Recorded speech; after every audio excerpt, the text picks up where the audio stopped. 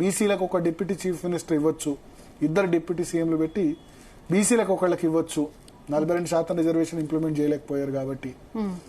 అంటే PC chief ఉన్నారు కదా అంటే పీసీ చీఫ్ ఉన్న ఎఫెక్టివ్నెస్ కనిపించట్లేదు అని రకరకాల స్పెక్యులేషన్స్ అట్లా వినిపిస్తున్నాయి. అంటే ఇది రేవంత్ రెడ్డి సైడ్ ఆర్గ్యుమెంట్ ఏంటంటే రాజగోపాల్ రెడ్డికి ఇస్తే వెంకటరెడ్డిని తప్పించాలి, కొండా సురేఖ తప్పిస్తే గనక ఉత్తమ్ కుమార్ రెడ్డి అడుగుతున్నారు. మరి రాజగోపాల్ రెడ్డికి ఇస్తే మరి నా భార్య కూడా సీనియర్ ఎమ్మెల్యే ఉత్తమ్ పద్మావతి, ఆమె కిందకి ఎవరని అడుగుతున్నారు. కానీ ఆ సందర్భంలో 3 రెడ్డి ఎమ్మెల్యేలు ఒకటే జిల్లా నుంచి వస్తారు. నల్గొండకి రెడ్లకైనా అన్నది కూడా వస్తుంది కదా. వెంకటరెడ్డిని తీసేశారనుకోండి, కోమటిరెడ్డి, రాజగోపాల్ రెడ్డి, ఉత్తమ్ పద్మావతి, ఉత్తమ్ కుమార్ రెడ్డి 3 రెడ్లు అవుతారు ఒకటే జిల్లా నుంచి. కానీ మరి ఉత్తమ్ కుమార్ రెడ్డి ఒకటే ఫ్యామిలీ నుంచి 2 ఇచ్చినప్పుడు, కోమటిరెడ్డి ఫ్యామిలీలో 2కి ఇచ్చినప్పుడు నాకు కూడా ఇవ్వాలని న్యాచురల్గా అడుగుతారు ఆయన ఉత్తమ్ కుమార్ రెడ్డి. వాళ్ళు గెలుస్తూ వస్తున్నారు కంటిన్యూస్గా. Highly educated Uttam Padmavati, so అట్లా మహిళ, ఇవన్నీ కూడా ఉంటాయి. అడుగుతారు, బట్ అవి అడగడం సాధ్యమవుతా లేదా. అయితే కోమటిరెడ్డి వెంకటరెడ్డి ఏఐసీసీలో తీసుకోవచ్చు ఇట్లా అని చెప్తున్నారు. కానీ ఏఐసీసీ రీషఫుల్ ఎప్పుడు జరుగుతుంది ఏంటి ఇవన్నీ మనకు అవకాశం లేదు. పొన్నం ప్రభాకర్ గురించి చాలా స్పెక్యులేషన్స్ వస్తున్నాయి. కానీ 3 రోజుల్లో హుస్నాబాద్ సభకు వెళ్తున్నారు రేవంత్ రెడ్డి స్వయంగా. పొన్నం ప్రభాకర్కు రేవంత్ రెడ్డికి మధ్య గ్యాప్ వచ్చినట్టు చాలా చెప్తున్నారు. కానీ నాకైతే అది కరెక్ట్ అని అనిపించట్లే. ఎందుకంటే December 3న పొన్నం ప్రభాకర్ నియోజకవర్గంలో హుస్నాబాద్ సభలో రేవంత్ రెడ్డి పాల్గొంటున్నారు. మొన్న ఏదో కేబినెట్ మీటింగ్లో అన్నారు అని స్పెక్యులేషన్స్ వచ్చాయి. ఎంతవరకు వాస్తవం ఏదో తెలియదు. కానీ అందరిని అంటున్నప్పుడు అంటే ఒక మాట ఏమన్నా అంటే అనుండొచ్చు. కానీ పొన్నం ప్రభాకర్ మీద స్పెసిఫిక్గా రేవంత్ రెడ్డికి ఏం వ్యతిరేకత ఉండకపోవచ్చు. కోమటిరెడ్డి రాజగోపాల్ మీద వ్యతిరేకత ఉండొచ్చు. జూపల్లికి సంబంధించిన ఇష్యూలో కొంత ఇష్యూ అయింది, జూపల్లి వర్సెస్ రేవంత్ రెడ్డి. రిజ్వీ ఎవరైతే లిక్కర్ ఎక్సైజ్ శాఖ సెక్రటరీ విషయంలో కానీ, ఎక్సైజ్ శాఖలో అసలు ఆయనదేం నడవట్లేదు, జూపల్లిది రేవంత్ రెడ్డి బ్రదర్స్ నడుస్తుందని రకరకాల స్పెక్యులేషన్స్, ఊహాగానాలు వస్తున్నాయి. దాని పట్ల ఆయన కినుకగా ఉన్నారు. జూపల్లి సొంత జిల్లా, రేవంత్ రెడ్డి జిల్లానే ఈయన కూడా జూపల్లిది. కాబట్టి అట్లా రకరకాల స్పెక్యులేషన్స్, రకరకాల వార్తలు వస్తున్న నేపథ్యంలో ఎంత మేరకు జరుగుద్ది జూపల్లికి సంబంధించి. అయితే వెల్మ సామాజిక వర్గం నుంచి మరి ఒక్క మంత్రిగా ఉన్నారు. మరి ప్రేమ్ సాగర్ రావుకు కార్పొరేషన్ ఇచ్చారు. 7 వెల్మ ఎమ్మెల్యేలు ఉన్నారు కాంగ్రెస్లో. మనం వెల్మలంటే బీఆర్ఎస్ పార్టీ అని అంటాం కదా. అంతకుముందు 10 మంది ఎమ్మెల్యేలు బీఆర్ఎస్ నుంచి గెలిస్తే ఈసారి 7 గెలిచారు వెల్మలు. మొన్న ఒక్క డీసీసీ కూడా ఇవ్వలేదు వెల్మలకి. 36 డీసీసీలు అనౌన్స్ చేస్తే జిల్లా కాంగ్రెస్ అధ్యక్షులు ఒక్క డీసీసీ కూడా ఇవ్వలే వెల్మలకి. వాళ్ళు రగిలిపోతున్నారు. మేము కేసీఆర్ సొంత సామాజిక వర్గం అయినా సరే మేము సాక్రిఫైస్ చేసి కాంగ్రెస్ పార్టీలో ఉండి కేసీఆర్ పిలిచినా పోకుండా ఉంటే, అప్పట్లో 7 డీసీసీ అధ్యక్షులు ఉండే. ప్రేమ్ సాగర్ రావు భార్య డీసీసీ అధ్యక్షురాలు ఉండే. ఇట్లా చాలామంది చాలామంది డీసీసీ అధ్యక్షులు ఉండే. 6-7 వెల్మ సామాజిక వర్గానికి సంబంధించి డీసీసీ అధ్యక్షులు ఉంటే, ఈసారి డీసీసీ అధ్యక్షుల్లో వెల్మ సామాజిక వర్గానికి 0 రిప్రజెంటేషన్. నెంబర్ తక్కువనే ఉంటుంది, 0.5% ఉంటుంది. కానీ బలమైన క్యాస్ట్ కదా, డామినేటింగ్ కమ్యూనిటీ కదా. ఎమ్మెల్యేలు కూడా 7 ఉన్నారు. ప్రేమ్ సాగర్ రావు, నిజామాబాద్లో మదన్ మోహన్ రావు, తర్వాత పెద్దపల్లిలో విజయరమణారావు, ఆ తర్వాత జూపల్లి కృష్ణారావు 4, ఆ తర్వాత ఇంకో 2-3 ఎమ్మెల్యేలు ఉన్నారు వెల్మ సామాజిక వర్గానికి సంబంధించి. గండ్రా భూపాలపల్లిలో గండ్రా ఉన్నారు, ఆయన వెల్మనే. సో అట్లా 7 ఎమ్మెల్యేలు ఉండి ఒక్కళ్ళు కూడా రిప్రజెంటేషన్. మరి జూపల్లి కృష్ణారావు చేస్తే మళ్ళీ ఇంకో వెల్మ ఎమ్మెల్యేని తీసుకోవాలి కదా. ప్రేమ్ సాగర్ రావుకు ఆల్రెడీ కార్పొరేషన్ చైర్మన్ ఇచ్చారు కదా. సో ఇవన్నీ ఊహాగానాలు. December 7th to 9th global rising summit ఉంది.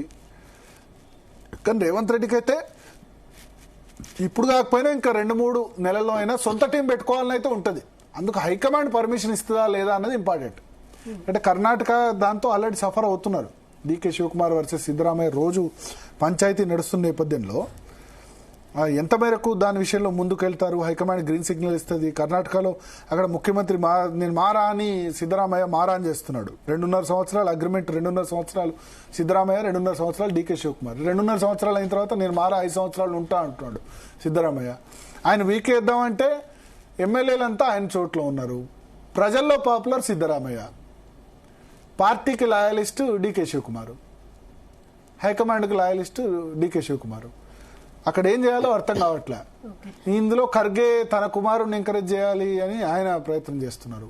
రెండు బలమైన సామాజిక వర్గాలు, బీసీ సిద్ధరామయ్య, వక్కలిగా శివకుమారు. ఆయన తీస్తే బీసీలు గొడవ వేస్తాను వాళ్ళు అంటారు, వక్కలిగా గొడవ వేస్తామని డీకే శివకుమార్కి ఇవ్వకపోతే వాళ్ళు గొడవ వేస్తారు. సో ఇవన్నీ తలకాయ నొప్పుల నేపథ్యంలో పర్మిషన్ ఇస్తుందా లేదా అన్నది కూడా ఇంపార్టెంటే.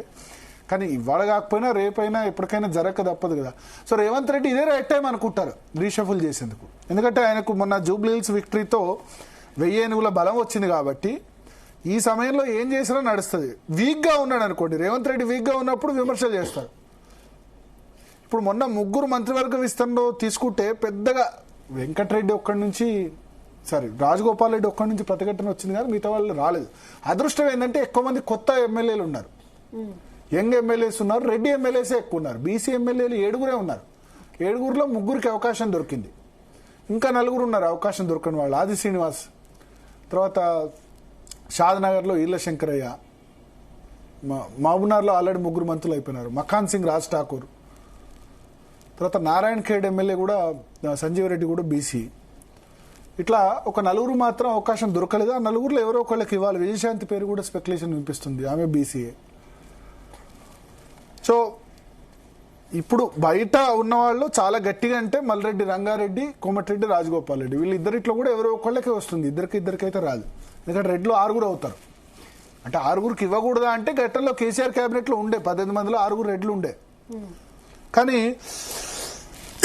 బీసీ మూవ్మెంట్ ఇంత ఉన్న నేపథ్యంలో రెడ్ల కారిచ్చి బీసీలకు 3 ఇస్తే మళ్ళీ పంచాయతీ అవుద్ది కదా. ఆల్రెడీ 42% ఇంప్లిమెంటేషన్ కూడా చేయలేకపోయినారు.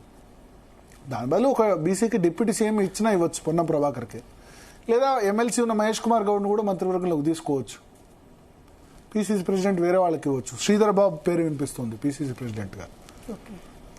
సో ఇట్లా రకరకాల కాంబినేషన్స్ వస్తున్నాయి. అయితే December 7th నుంచి 9th వరకు రైజింగ్ సమ్మిట్ ఉంది కాబట్టి ఆ రైజింగ్ సమ్మిట్ తర్వాత ఉండొచ్చు, ముందు అంతకంటే ముందు ఉండకపోవచ్చు అని నేను అంచనా వేస్తున్నాను. సో ఇప్పటివరకు కొంచెం టర్మ్ లో అయితే వీళ్ళు ఉన్నారు కదా, పొన్నం ప్రభాకర్ గాని, కొండ సురేఖ, జూపల్లి, వీళ్ళు ఎందుకు వీళ్ళు ఇష్యూ చేయకుండా ఉండరంటారా?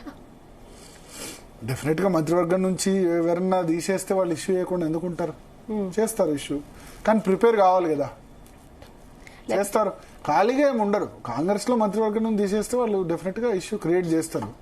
కానీ బలం ఉంది కదా, 64 మంది వీళ్ళు ఉన్నారు, 9 మంది బీఆర్ఎస్ నుంచి వచ్చిన వాళ్ళు ఉన్నారు, 10 మంది, 74 మంది ఉన్నారు కాబట్టి సర్వైవ్ అవుతారు. వాళ్ళు కూడా ఇంకా 3 సంవత్సరాలు గవర్నమెంట్ కదా, ఏదైనా వేరే పనులు చేసుకుందామని కూడా అనుకోవచ్చు కదా. అట్లా ఇప్పుడే మనం ఎందుకు గొడవ వేస్తామని కూడా అనుకోవచ్చు. అండ్ ఆల్టర్నేటివ్ కూడా లేదు. ఇప్పుడు కొండా సురేఖకి ఆల్టర్నేటివ్ కూడా లేదు. ఆమె ఆల్రెడీ బీఆర్ఎస్ లో కేసీఆర్తో గొడవబడి వచ్చింది కదా. కేసీఆర్ బండబూతులు ముందు తిట్టింది మహబూబాద్ సమయంలో, పార్టీలో జాయిన్ అయిన తర్వాత నుంచి మళ్ళీ ఒకసారి పార్టీలో జాయిన్ అయి బయటకు వచ్చిన తర్వాత కూడా తిట్టింది. సో ఆల్టర్నేట్ లేనప్పుడు ఏం చేస్తారు? కాంప్రమైజ్ కావడం తప్ప. జూపల్లి కృష్ణారావు కూడా అంతే కదా, బీఆర్ఎస్ నుంచి వచ్చిన వ్యక్తే కదా. వాళ్ళను కంపల్సరీ తీసేస్తాము అది చేస్తారని అనగానే కొంత డిఫరెన్సెస్ అయితే కనిపిస్తున్నాయి రేవంత్ రెడ్డితో. కానీ హైకమాండ్ ఫ్రీడమ్ ఇస్తుందా? ఎందుకంటే వీళ్ళిద్దరిని తీసుకుంది సరే. కొండా సురేఖ విషయంలో రేవంత్ రెడ్డి రోల్ ఉంది తీసుకోవడంలో, ప్లస్ మహిళా ఎమ్మెల్యే కూడా. బట్ జూపల్లి కృష్ణారావు విషయంలో డైరెక్ట్ గా హైకమాండ్ హామీ ఇచ్చింది ఎన్నికల ముందు. పొంగులేటి జూపల్లి ఇద్దరికి మంత్రి పదవి ఇస్తామని హామీ ఇచ్చి దాని మేరకు నిలబెట్టుకుంది. రేవంత్ రెడ్డికి జూపల్లి కృష్ణారావును మంత్రిగా తీసుకుందామని అంత కంపల్షన్ ఏం లేదు. హైకమాండ్ ఆదేశం మేరకు తీసుకోవాల్సి వచ్చింది. సో చూద్దాం. అంటే ఆయనకు ఫ్రీడమ్ ఇస్తే ఖచ్చితంగా ఒకళ్ళిద్దరినైతే మార్చొచ్చు, మార్చకుండా ఏం ఉండదని అనుకుంటున్నాను. సో మీరు చెప్పినట్టు December 9 తర్వాతే ఉంటది అంటారు? 9th, ఎందుకంటే 7th నుంచి 9th రైజింగ్ సమ్మిట్, చాలా మందిని పిలుస్తున్నారు. ఇవన్నీ తర్వాత ఇంత హడావులో పెట్టుకోరని నేను అనుకుంటా. 9 తర్వాతే ఉండొచ్చు. పంచాయతీ ఎలక్షన్స్ December 17th వరకు ఉంది కదా, దాని తర్వాత పెట్టొచ్చు. అర్జెంట్ ఏం లేదు కదా. కానీ సాధ్యమైన త్వరగా చేయాలని చూస్తారు. ఎందుకంటే తను స్ట్రాంగ్ ఉన్నాడు. ఇప్పుడు రేవంత్ రెడ్డికి జూబ్లీ హిల్స్ గెలుపు అన్నది 1000 ఏనుగుల బలం. సో వీక్ గా ఉన్నప్పుడు చేస్తే ఏమైతుందంటే విమర్శలు వస్తాయి.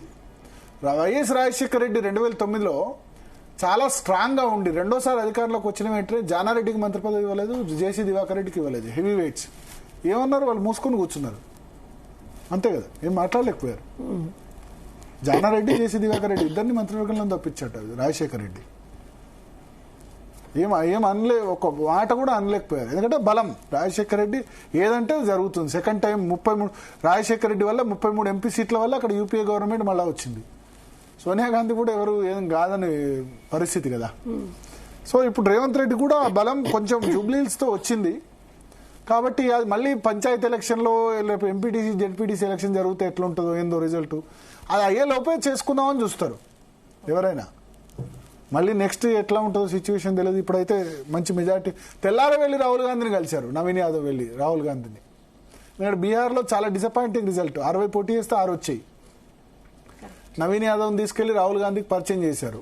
మీరు బీహార్లో ఓడిపోయారు, నేను గెలిచాను చూడు 24,000 మెజార్టీతో, 12% ఓట్లు. జిహెచ్ఎంసీలో మనకు 2 కార్పొరేటర్లు కూడా లేరు, అటువంటి వీక్ పొజిషన్లో గెలిచామని చెప్పి.